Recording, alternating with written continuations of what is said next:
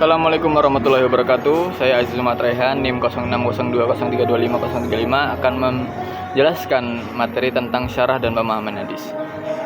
Kita mulai dengan pengertian syarah hadis.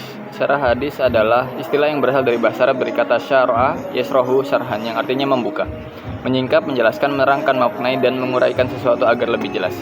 Dalam bahasa Indonesia, sesuai dengan Kamus Besar Bahasa Indonesia, kata syarah diartikan sebagai penjelasan, keterangan, atau uraian. Dalam tradisi ilmu Islam, istilah syarah sering digunakan untuk menyebut sebuah penjelasan terhadap teks tertentu yang dianggap penting. Hadis banyak urgensi syarah hadis itu ada 3, yaitu hadis banyak yang singkat atau simbolik, membantu umat memahami hadis secara benar atau tidak perlu, menjadikan hadis relevan dengan perkembangan zaman. Lalu sejarah perkembangannya, syarah hadis sudah ada sejak masa Rasulullah SAW ketika para sahabat langsung meminta penjelasan kepada Nabi Muhammad sebagai al-syarih al-awal.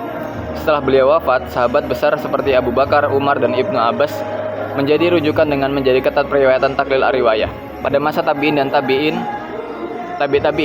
syarah berkembang perlahan dan hadis mulai dicatat meski belum tersusun rapi. Abad ke-3 Hijriah muncul kitab-kitab syarah pertama seperti karya At-Tabari dan At-Tahawi. Abad ke-4 Hijriah menjadi Al-As-Surur, ketika ulama fokus menjelaskan hadis dan syarah berdiri sebagai disiplin ilmu tersendiri.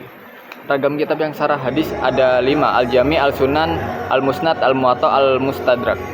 Metode syarah hadis itu ada 3: Ijmali, Tahlili, Muqarron.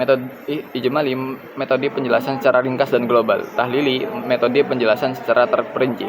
Muqarron metode penjelasan dengan perbandingan. Metode pemahaman hadis itu ada 3: Muhaddisin, Fuqaha, dan Mukhtalif al-Hadis. Berpegang kuat pada teks dan sanad, menggunakan nalar dan kias, menyelaraskan hadis yang tampak bertentangan.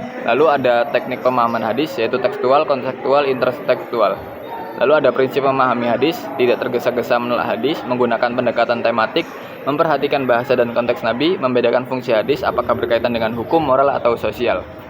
Verifikasi sanad, matan, dan kesesuaian dengan Al-Quran, memperhatikan dimensi universal dan lokal budaya. Jadi, kesimpulannya, syarah hadis adalah upaya mendalami, menjelaskan, dan menguraikan makna hadis agar lebih mudah dipahami dari segi bahasa, konteks, dan tujuan hukumnya, dengan berbagai metode dan pendekatan. Pencerahan membantu memahami hadis tidak secara tekstual saja, akan tetapi juga melalui latar belakang dan keterkaitannya dengan Al-Quran, sehingga ajaran Islam tetap terjaga dan relevan sepanjang masa. Demikian penjelasan dari saya, kurang lebihnya mohon maaf. Wassalamualaikum warahmatullahi wabarakatuh.